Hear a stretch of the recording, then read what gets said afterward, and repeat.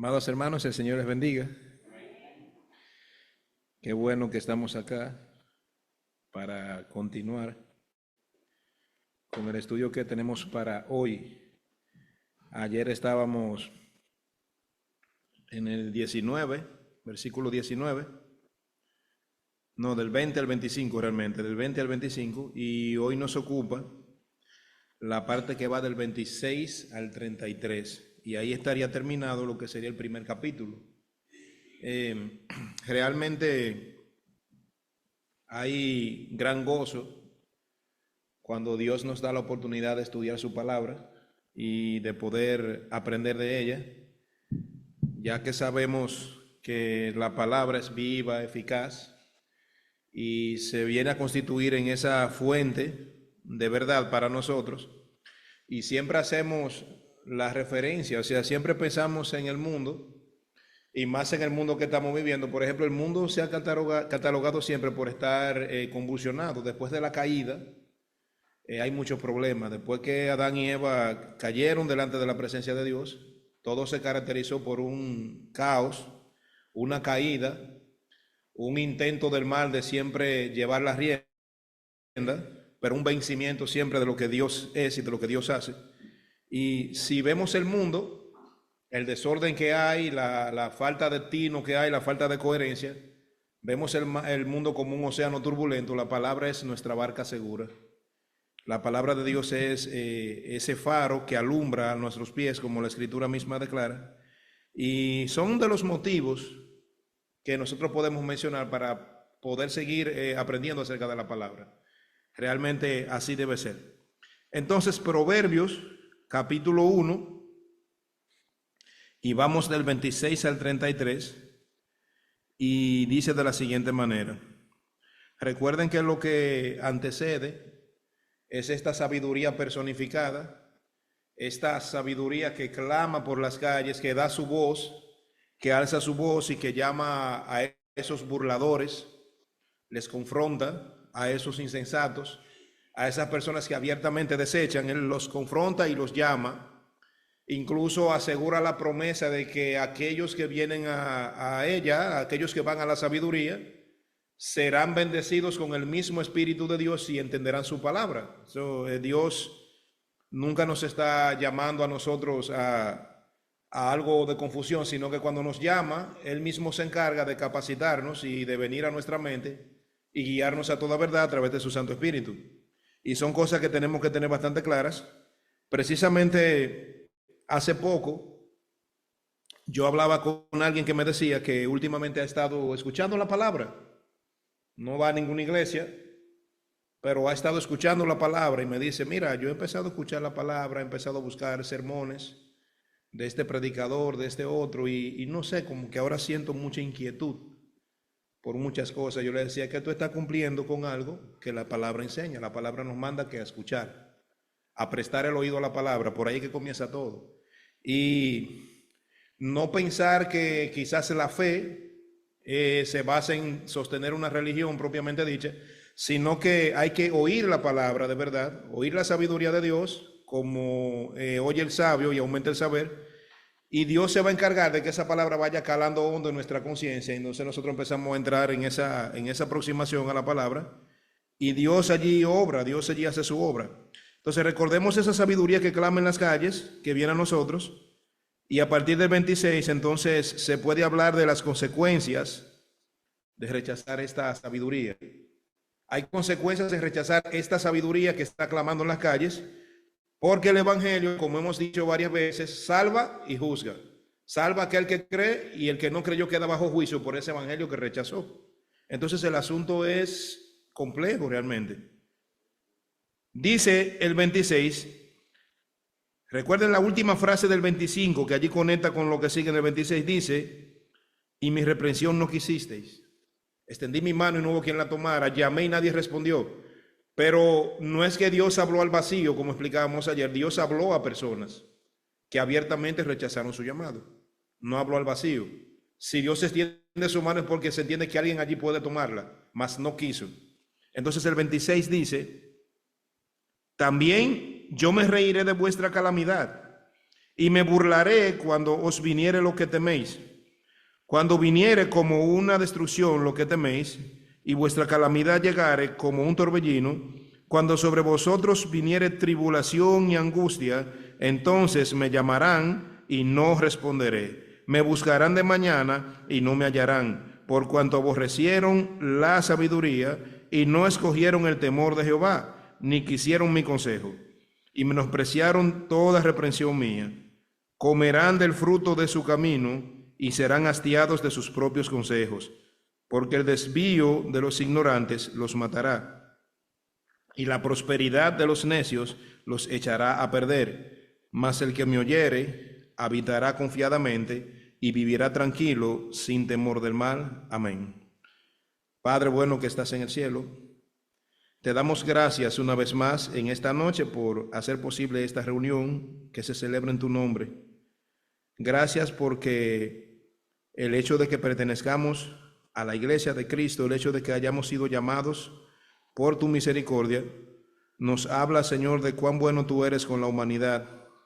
Sí te rogamos, Señor, que mediante tu Santo Espíritu podamos ser edificados en tu palabra y que a raíz de la edificación de tu palabra, conocimiento y sabiduría de Dios llegue a nosotros para que nosotros podamos honrarte como tú has mandado que así se haga.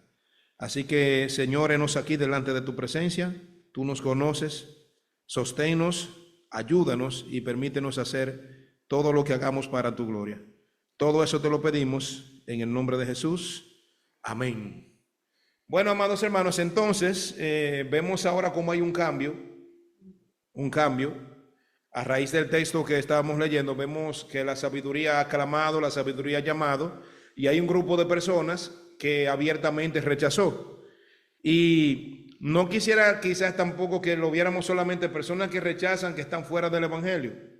Pudiéramos nosotros mismos ser sorprendidos dentro de la iglesia, siendo desobedientes al llamado que Dios hace, al llamado de la sabiduría que clama. Entonces, en esta porción que nosotros acabamos de leer del libro de Proverbios, se nos presenta anteriormente la sabiduría como una persona, como decíamos. Por este pasaje muestra ya lo que son consecuencias muy dolorosas que pueden atravesar aquellos que rechazan lo que es la sabiduría de Dios.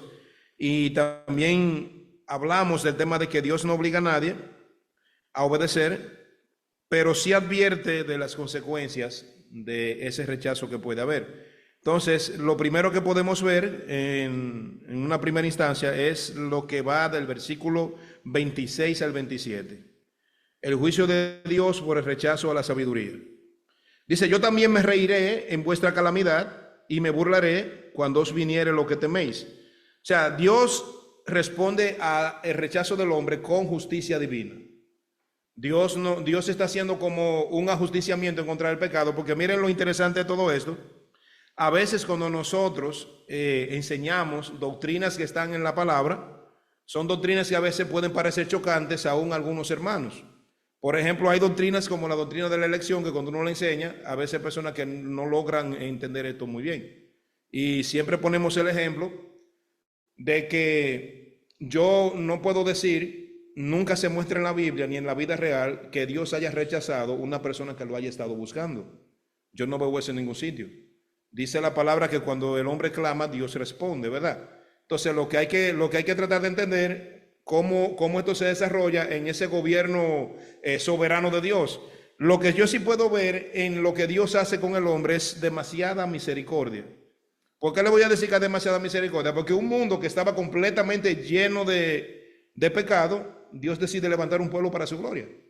Entonces, yo no veo ninguna maldad en Dios. Y aquí vemos que hay un cambio porque Dios está respondiendo con justicia divina al rechazo del hombre. O sea, no se trata de cuando dice, yo también me reiré de vuestra calamidad y me burlaré cuando os viniere lo que teméis. O sea, el hombre, mientras va por el mundo, se siente seguro en su zona de confort, pero cuando de repente le llegan las desgracias, cuando de repente le llegan las cosas que lo tambalean, lo llevan a inestabilidad, se siente atemorizado. Y allí Dios dice, yo me reiré, yo me burlaré, pero no se trata de una burla cruel. Se trata de mostrar al hombre cuán errado estaba y cuán tarde se le hizo. el hombre queda no directamente siendo víctima de una burla de Dios, sino que queda siendo víctima de una burla de su propio camino. Y Dios entonces le confronta en esa área y dice, ahora yo me reiré, ahora yo me burlaré. Porque la cosa como que cambia repentinamente. Es como a veces nosotros vemos que las personas de hoy en día consideran que no es importante venir al Señor. No es importante buscar a Dios. Incluso cuando tú intentas hablar con ellos, predicar la palabra, compartir el mensaje de fe, ellos quieren tratar eso como una mera religión. Ah, sí, de eso está lleno el mundo, de religiones y cosas. Ellos entienden que no es importante. Pero, lamentablemente, cuando los días avanzan, es muy triste cuando muchas personas terminan yéndose sin el Señor. Entonces, acá se nos presenta también que de manera repentina viene lo que teméis. No hay una cosa que le dé más miedo a una persona que anda por el mundo pensando, ellos tienen un concepto del mundo en su mente, no hay una cosa que le dé más miedo a ellos cuando sus días terminan. Entran como en conflicto, ya no saben qué hacer, o sea, es como que el juego de poder que ellos habían estado jugando se les termina de manera repentina. Pero si hay algo que Dios ha hecho con su pueblo, hermanos, es poner en su mente siempre las cosas celestiales. O sea, cuando nosotros como creyentes pensamos, oye, pero de verdad la vida va a tener un fin aquí, la vida que conocemos aquí en este mundo terrenal. Y luego pensamos en todo lo que nos espera en esa otra vida venidera, lo que Dios ha puesto en nuestra mente, en nuestro corazón, sirve a nosotros como un consuelo. Es como que para el cristiano no hay esa muerte, sino que hay un hasta luego a este mundo y una dirección inmediata a lo que es la presencia de Dios. Y eso es muy interesante, muy gratificante para el pueblo de Dios. Ahora dice que el juicio viene de manera inesperada, como cuando llega una tormenta. Eso lo podemos ver acá, cuando viniere como una destrucción, lo que teméis, y vuestra calamidad llegare como un torbellino, cuando sobre vosotros viniere tribulación y angustia. Viene como una destrucción repentina. Es interesante, yo me maravillaba con la inundación que hubo recientemente en Texas, fue verdad. O sea, presentaban videos de lo rápido que ocurrió. De repente un caos, donde aparentemente no estaba pasando nada, de repente un caos y una destrucción repentina. Así viene como ese ajusticiamiento hacia las personas que no conocen del Señor. Entonces, no podemos tratar con indiferencia el llamado de Dios sin enfrentar consecuencias. O sea, volvemos al tema del Evangelio. Ayer pusimos una analogía del juego de tablero. El ajedrez tiene un tablero, tiene piezas, y el que pierde es aquel cuyo rey queda amenazado sin escapatoria. Queda en jaque, como dicen. Dios tiene el mundo entero en jaque. El mundo entero está en jaque mate, porque por ejemplo hay personas que dicen, hay personas que quieren trasladarse como a un puerto seguro, a nivel de conciencia, por ejemplo. Ellos dicen, mira, yo he escuchado esto del Evangelio, pero eso está bien si tú lo quieres seguir. Allá tú si tú quieres seguir el Evangelio, allá tú si tú quieres tener una veneración o una contemplación de la persona de Cristo, esos son problemas tuyos. Yo con eso o sea, esos no son problemas míos. Pero lo que la gente ha olvidado, que Dios es el soberano. Y que los dictámenes de Dios nadie los puede evadir. O sea, y lo hemos visto en repetidas ocasiones como hay personajes en la Biblia que intentaron salirse con la suya y sin embargo Dios los encauzó hasta que llegaron donde Él deseaba que ellos estuvieran.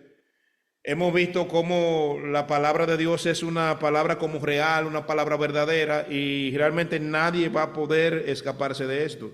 No podemos decir, mira, yo puedo evadir a Dios. Incluso se habla mucho de los jueces terrenales.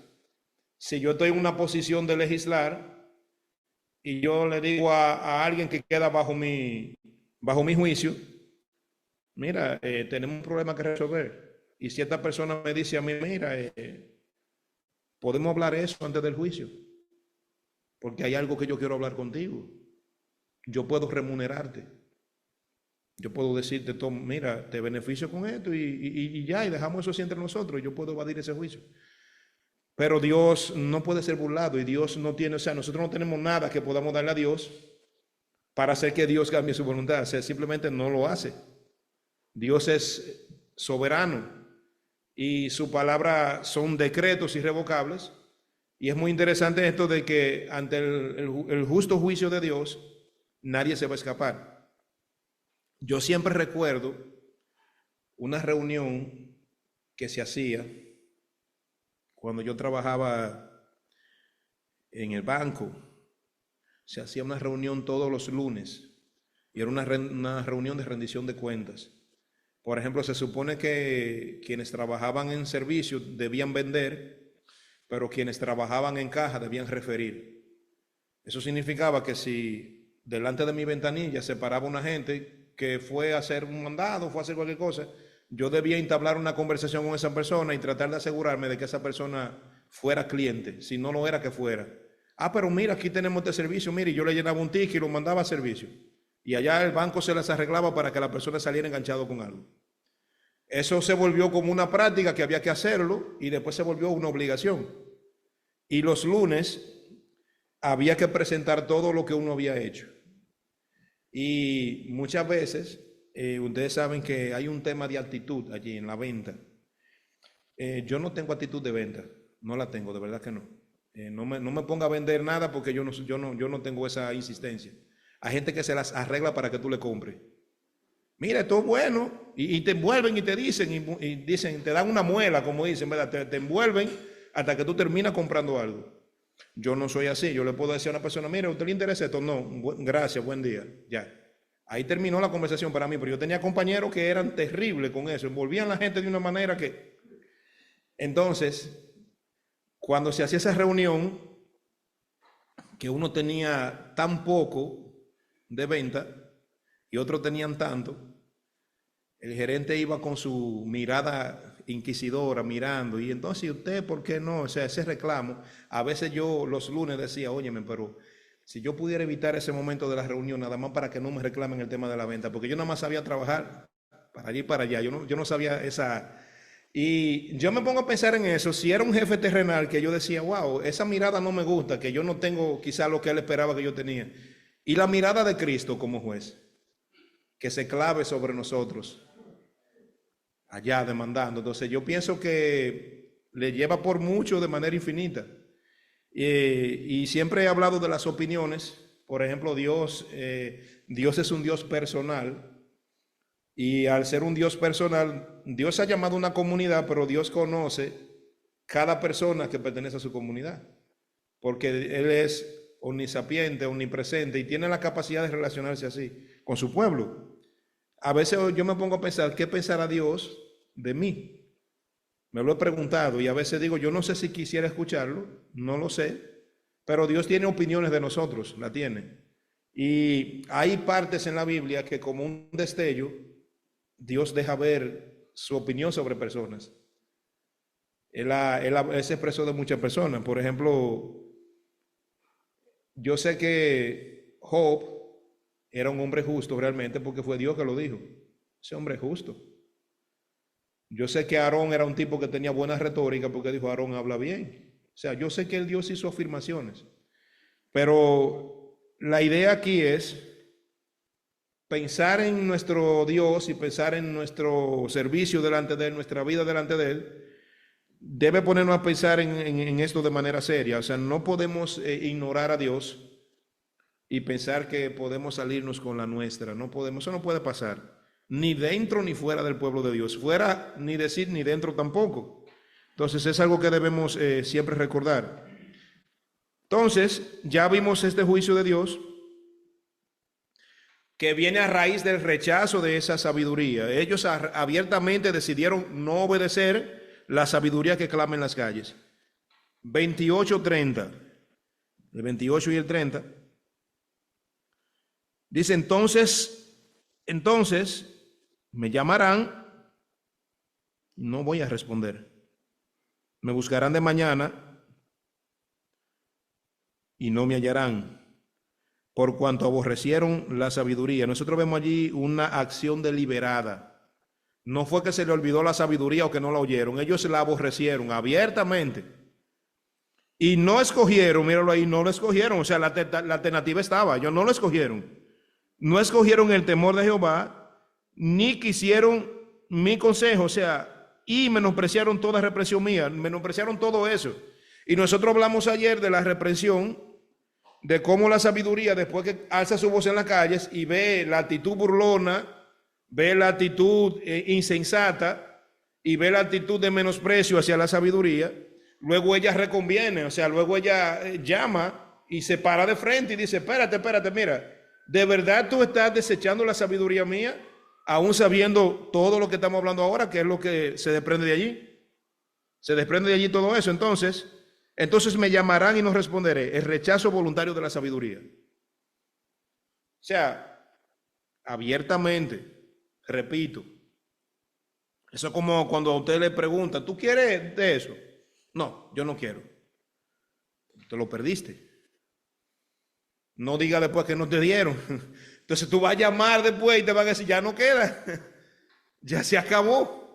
O sea, porque eso puede pasar. O sea, digamos que usted quiere aprovechar una oferta y usted dijo, no, eso ahora no me interesa. Entonces usted camina un poquito más para adelante y dice, pero mira, pensándolo bien, sí, déjame devolverme. Ah, ya se agotó.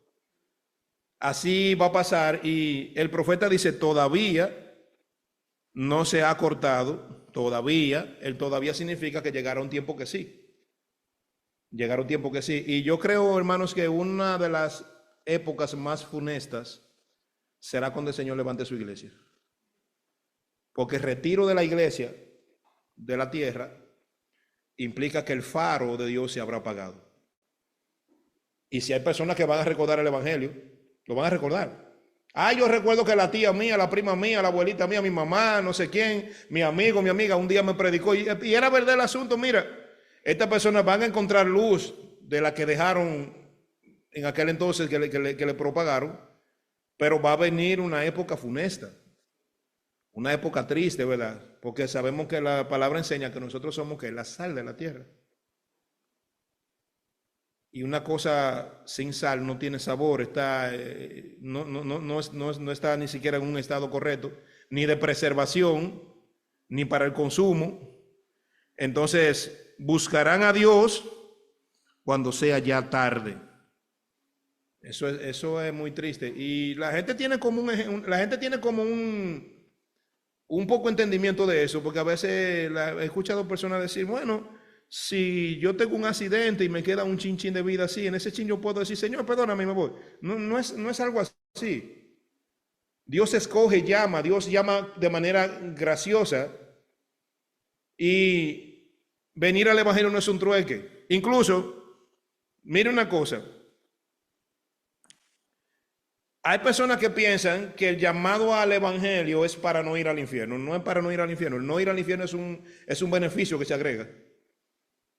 Venimos al evangelio para la gloria de Dios.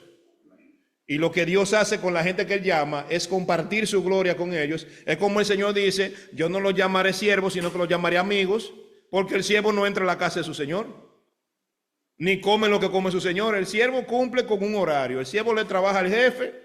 Se acabó la hora, me voy, pues te vas para tu casa, mañana te espero temprano para que siga haciendo lo que te corresponde. Pero el amigo, tú le puedes tocar la puerta de noche y el amigo te dice, ven, entra, duerme aquí, come lo que yo como, permanece conmigo, es el amigo.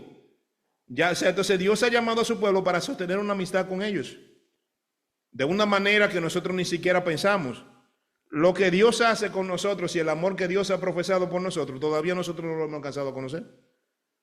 Por eso somos tan propensos a entregar nuestra vida a cosas insignificantes, porque no acabamos de entender lo que Dios ha hecho con nosotros. Por eso hay tanta rebeldía en nosotros, porque no entendemos. Y lo poquito que logramos entender del Señor es por una obra que ha hecho el Espíritu Santo en nosotros. Y a veces ese Espíritu es contendiendo, ¿verdad? Contendiendo. Hey, por aquí no, por allí no me contriste, no esto, aquello. Es así. Las ovejas se caracterizan por ser torpes, de poca visión. Un animal indefenso, un animal que no sabe ni siquiera dónde está a veces. Yo veía un video de un pastor tratando de defender una oveja de un oso. Y el oso le fue encima a la oveja y la oveja ni se movió cuando el oso ya estaba arriba de ella. Y el pastor junto a unos perros era batallando hasta que se la quitaron de encima. Eso hace Dios. Por eso el salmista decía, Jehová es mi pastor. Nada me faltará, o sea, porque nosotros nos podemos sentir seguros en este mundo cuando sabemos que estamos bajo la custodia de Dios. Esa es la única manera. Entonces, ir al infierno tiene que ver con no estar amparado por la gracia de Dios. No ir al infierno no es el primer requisito, porque entonces si no la gente se convirtiera por conveniencia. Me voy a convertir para no ir al infierno, pero es que Dios hace un cambio en nosotros de naturaleza. Un cambio de naturaleza. Entonces, rechazaron el consejo de Dios, dice acá también. La oportunidad fue despreciada, o sea, cuando se ofrecía. Cuando Dios llamó, abiertamente dijeron, no nos interesa. Rechazaron el consejo. Y dice acá también que menospreciaron la reprensión. O sea, menospreciaron porque mira la reprensión de Dios. Dios no es un tirano. Dios no dice, yo te reprendo porque yo soy Dios y yo te agarro. Dios dice, vengan a mi reprensión y yo daré mi espíritu y conocerán mi palabra. O sea, como que Dios hace un llamado en amor, y yo hacía la comparativa ayer y la traigo a colación de nuevo, de que el hombre no puede pensar que Dios es malo porque reprenda al hombre. Al contrario, vemos el amor de Dios en la reprensión, porque ponía el ejemplo de que las veces que mi papá me corrigió y yo llegué a pensar que él era malo porque me corregía, yo decía, ese hombre es malo porque si yo quiero una cosa y él quiere otra, pero después yo me doy cuenta que eso era amor y más amor. ¿Por qué? Porque él quería lo mejor para mí. Entonces, en una ocasión el Señor Jesucristo dijo, si ustedes, siendo malos, saben hacer cosas buenas por sus hijos, ¿qué no hará Dios por ustedes? Dios es el mayor ejemplo de paternidad amorosa. O sea, yo no puedo decir que yo amo como Dios ama. Yo no puedo decir, yo amo a mi familia, a mis hijas, en la misma medida que Dios me ama a mí. Yo no puedo decir eso. Porque como hombre imperfecto, hombre que batalla con pasiones también carnales, yo no puedo decir que yo lo hago al nivel que Dios lo hace. Sin embargo, Dios sí que nos ama. Dios sí que nos da a nosotros ese consejo de amor. Y también podemos determinar que Dios es paciente, pero no ignorará la rebeldía, y hay un tiempo para arrepentirse o hay un tiempo para retractarse, y ese tiempo, ¿cuándo dice que es la Biblia? Es ahora, siempre es ahora. La Biblia no contempla el mañana como un sistema de seguridad, siempre es el ahora. Por ejemplo, en el momento que usted oyó, en el momento que vio, es ahí. A veces hay personas que les gusta postergar eso. Pero tan dormido estamos, a veces, como humanidad, que nosotros queremos lo mejor de lo mejor cuando hablamos del mundo. Por ejemplo, si yo quiero algo, quiero que sea de calidad. Si quiero algo, o sea, yo quiero siempre lo bueno, lo mejor, pero en términos espirituales, descuidamos esa parte. Porque digamos que la gente dice, por ejemplo, si yo tengo un seguro, yo quiero que responda, que sea bueno, eso es lo que uno quiere siempre. Y uno se cambia de un seguro a otro porque uno dice, el que tengo no funciona, yo quiero un seguro de salud que sea mejor, de vida, la gente que puede también optar por eso, y toda esa cosa, pero el seguro del alma, solo Cristo. Y las personas no piensan en eso, las personas solo están cuidando el ámbito terrenal. Entonces, sigue luego el otro versículo que sigue, comerán del fruto de su camino y serán hastiados de sus propios consejos. Aquí podemos ver el fruto del camino elegido. Mira, uno va diciendo hacia dónde se va caminando. Con cada forma de vida que se expresa en el mundo, la palabra establece hacia dónde va el paradero de cada quien. La palabra es categórica en eso. Y muchas veces hay personas que usan la palabra, usan el evangelio, pero no lo afincan. en el sentido de que hay muchas religiones cuyos dogmas se sustentan quizás en una noción bíblica, pero ellos no lo afincan, porque es que la Biblia es un libro categórico. La Biblia hace unas afirmaciones que son tajantes. Y alguien decía en una ocasión que la Biblia es un libro muy osado o muy atrevido. Y así somos los cristianos, también somos muy atrevidos también. Porque cuando damos nuestra opinión, puede ser que la opinión nuestra sea chocante.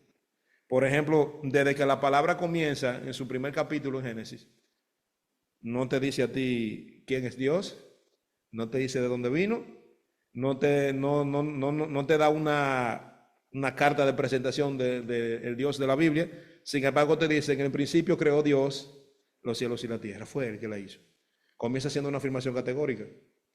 Y siguen esas afirmaciones categóricas, o sea que no tienen como ambigüedades. Por ejemplo, tenemos siempre el dilema de Cristo, que mucha gente habla siempre de Cristo, porque Cristo llegó a formar parte también de la iconografía histórica y popular. Pero el sentido es lo que varía. Por ejemplo, las personas que hacen estudios antropológicos, no de antropología bíblica, porque la antropología bíblica la antropología como ciencia es lo que estudia al hombre y su manifestación. Pero cuando hablamos de una antropología bíblica, vamos a ver la opinión de Dios acerca del hombre. En la antropología bíblica es como que nos escuchamos asentar lo que Dios dice del hombre. Y Dios comienza diciendo, el hombre es una criatura, yo lo hice con tal o cual característica, le di tal o cual decreto, tal mandato, él no cumplió, cayó, su naturaleza vino a ser esta, y yo entonces he hecho esto, y acá está el evangelio que está llamando al hombre, y lo que pasa con el primer Adán, pues se restituye con el segundo Adán, que es Cristo. Venimos a heredar esa condición pecaminosa, pero en Cristo heredamos otra vez esa solución en la que el hombre cayó. Eso es antropología bíblica. Pero la antropología secular, vaya usted a saber la cantidad de planteamientos que hay ahí. Y siempre oímos las personas emitir opiniones antropológicas no bíblicas acerca de Cristo, de la persona de Cristo, que uno lo oye y uno dice, bueno, es una apreciación que está totalmente alejada, pero muy alejada, muy distorsionada. Por ejemplo, hay quienes dicen que Cristo fue un pacifista y un predicador judío revolucionario que surgió en aquel entonces, que estuvo rodeado de mucha controversia, que luego fue idealizado por sus seguidores, que fue encumbrado hasta ser convertido en una deidad, pero que realmente tenía unos intereses revolucionarios de su época. Y otros dicen que fue un maestro de la moral, un moralista, que fue un esto. Pero entonces, cuando usted lee lo que la palabra establece acerca de Jesús, nada de eso cuadra con Cristo. Porque Cristo es el Hijo de Dios, es el Señor de gloria, es nuestro Redentor. Entonces, es la cabeza de la iglesia. Entonces, cuando nosotros pensamos en Cristo, o sea, está totalmente distorsionado lo que ellos enseñan, porque ni siquiera tiene sentido. Yo no tendría ningún sentido que yo esta noche dijera, es verdad, Jesucristo era un moralista. No, el que quiere decir que Cristo es un moralista sin decir que es hijo de Dios, le hace mentiroso. Porque él empezó a decir un sinnúmero de afirmaciones que no cuadrarían con ser una persona moralista. Más bien entonces sería una falacia. Entonces los moralistas luchan en contra de la mentira. Entonces, eso fue lo que pasó exactamente con los fariseos de aquel entonces. Al verse delante de Jesús, ellos dicen, no, este hombre tiene que ser juzgado. Este hombre tiene que ser juzgado y cuestionado porque este hombre se está encumbrando a un nivel que, anda por ahí perdonando pecados, diciendo que está por encima del Shabbat, diciendo, entonces, ellos no aceptaron a su Mesías, y eso mismo pasa con mucha humanidad hoy en día. Ellos no aceptan que Jesús es el Hijo de Dios. Pero recuerden de la burla santa, de la risa santa de Dios. Cuando Él mira esas personas, Él dice, ahora yo me burlaré, ahora yo me reiré. ¿Por qué? Porque ellos van a ser, como acabamos de leer, hastiados de su propio consejo. A veces las personas tienen una frase que dice, le salió el tiro por la culata, ¿verdad? A veces la gente está encañonando para adelante, pero el tiro viene para atrás. Así va a pasar.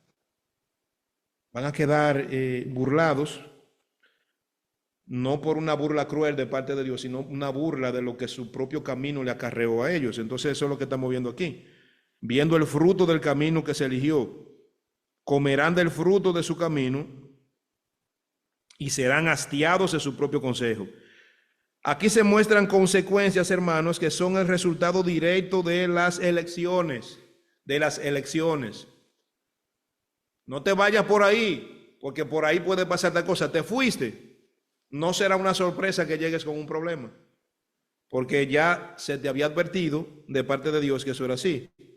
Y el necio, el simple, el burlador, sufrirán amargamente por haber rechazado a Dios. Eso lo muestra acá la palabra. Y lo que sembramos, eso cosecharemos, como enseña el verso también. Luego no podemos culpar a Dios por las consecuencias de nuestros propios caminos.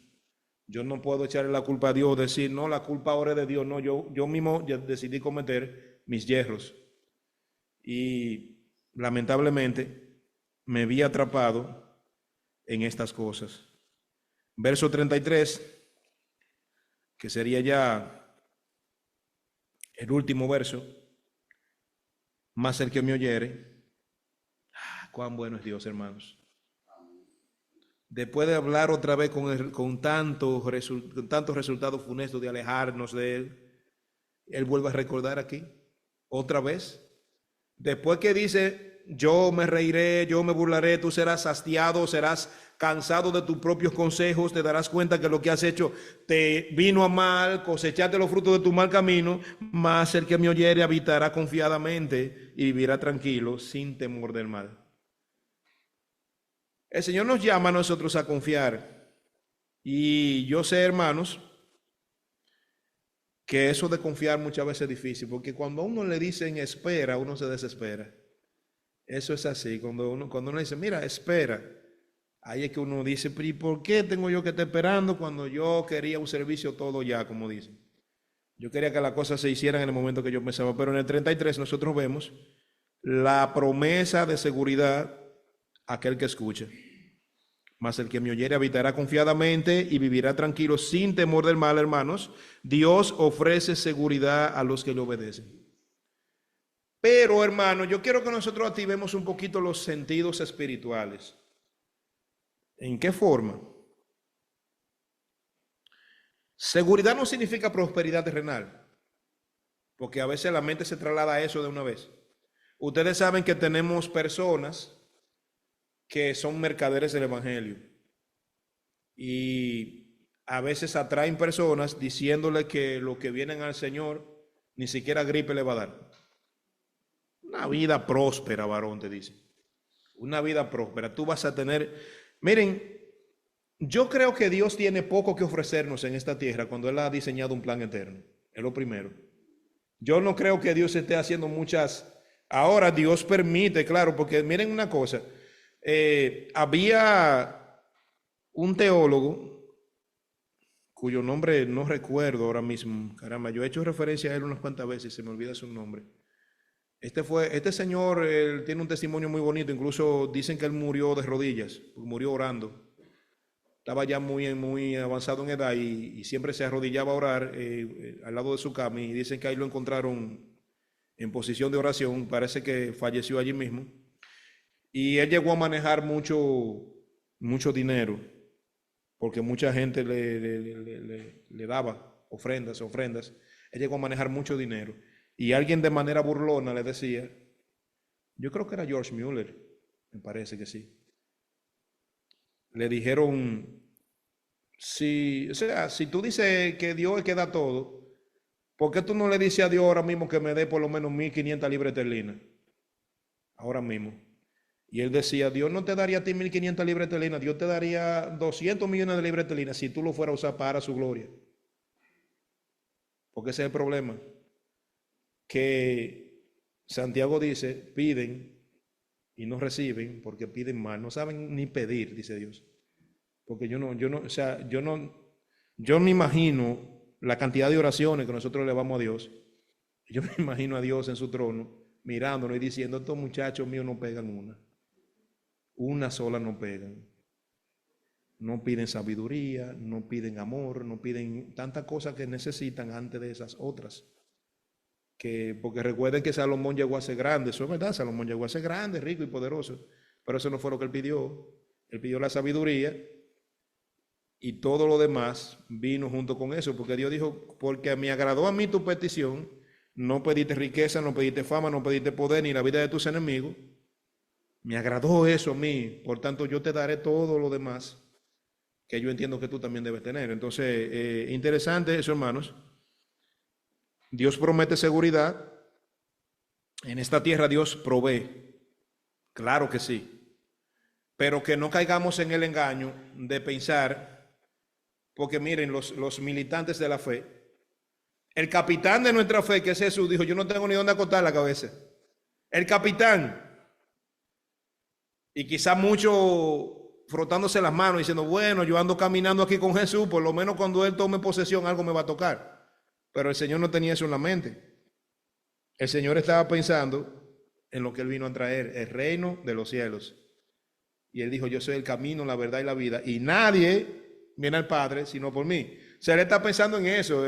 Nosotros que estamos sujetos a todas estas pasiones, pero Él no estaba pensando en eso. Entonces Dios ofrece seguridad a los que lo obedecen. Piense que Dios, como dice el himno, si Él cuida de las aves, cuida de nosotros también, porque es que Él provee en esta tierra también, Él lo hace, verdaderamente lo hace. Nosotros somos testigos de que Él lo hace. Y nos hemos dado cuenta que en la hora más oscura, Dios ha llegado. Muchísimas veces cuando uno dijo, bueno, ya sí, de verdad que no entiendo. Si hiciéramos una noche de testimonio como hacen algunas iglesias, yo sé que usted tendría mucho que decir. Mucho que decir de lo que Dios ha hecho. Yo sé que sí, si usted de verdad le ha creído a Dios, usted se va a dar cuenta lo que Dios hace. Dios lo ha hecho. Ahora bien, Dios ofrece seguridad a los que le obedecen y escuchar y obedecer trae paz. Trae paz, porque es que cuando nosotros nos relacionamos con Dios de manera correcta, hay paz en nosotros. Usted se da cuenta que lo único que le da paz a un hombre o a una mujer es la presencia de Dios en su vida. Hay metas en la tierra que la gente las alcanza y era como decía un psicólogo de ascendencia judía llamado Abraham Maslow, que Abraham Maslow desarrolló la famosa pirámide de las necesidades.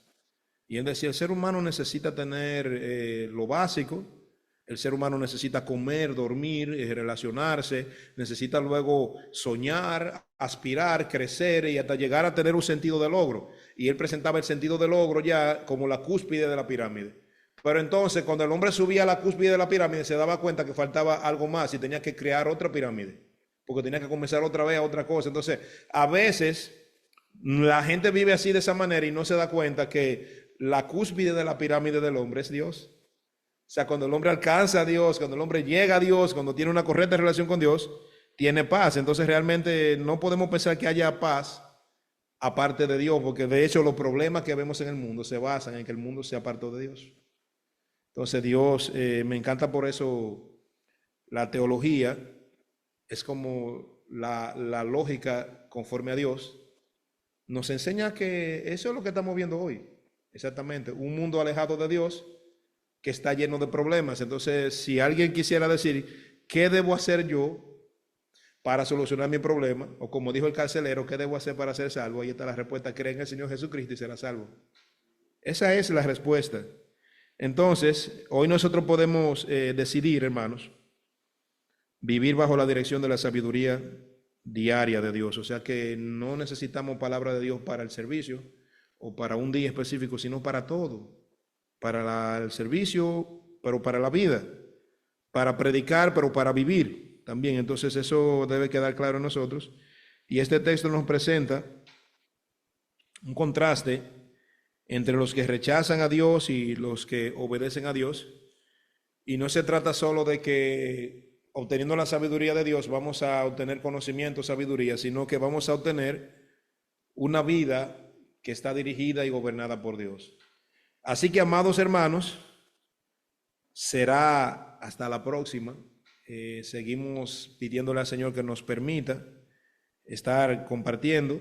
Todavía quedan algunos encuentros, varios encuentros. Y ore mucho por todo esto. Oren mucho por mí para que Dios pueda sostenerme. Oren mucho por todos nosotros para que su palabra llegue a nuestra vida de manera correcta, que seamos el oidor que aumente el saber, que miremos este momento como cuando un rebaño se reúne a recibir un buen alimento para ser fortalecido y para caminar en ese mundo. Dios les bendiga mucho, amados hermanos, y oramos al Señor. Padre de la gloria, una vez más, Señor, se ha hecho evidente tu amor y tu misericordia en tu palabra. Tu palabra tiene mucho para nosotros, mucho que darnos, mucho en qué instruirnos. Gracias, Señor, porque sabemos que hasta aquí nos has ayudado, me has permitido venir a compartir con los hermanos. Permite, Señor, en tu misericordia que sea de bendición para todos nosotros y que siempre tengamos en mente nuestra profunda necesidad de tu sabiduría en nuestra vida, que lo recordemos siempre donde quiera que estemos y donde quiera que vayamos, y que no se nos vaya nunca un día sin que nosotros consultemos tu palabra y escuchemos en ella lo que tú quieres decirnos para nuestra vida. Gracias por tu amor y tu misericordia y te lo pedimos en el nombre de Jesús. Amén.